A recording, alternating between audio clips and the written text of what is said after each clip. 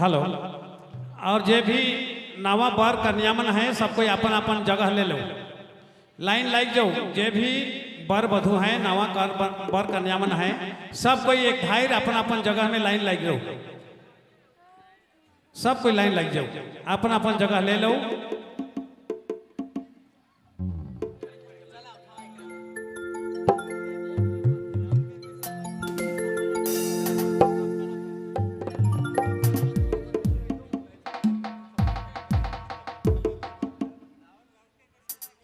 Hello.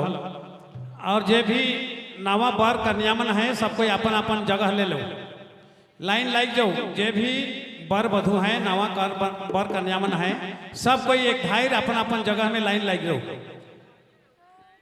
सब कोई line लग जाओ, अपन अपन जगह ले लो। लो एक बार फिर अपने मन के बीच में निशा कुमारी जी आवत है। एक बार जोरदार ताली हो चाहिए, अपने मन एको बार ताली भी नहीं बजा ली।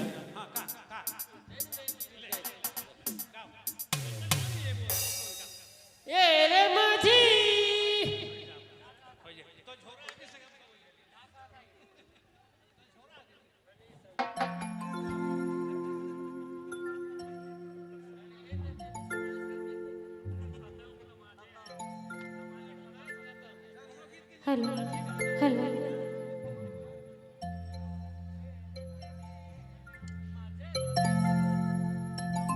हेलो हे कर ले तो मन मानी, हर तो है मन मानी, रंग दे ले सुना होली ले मोर चुनरिया।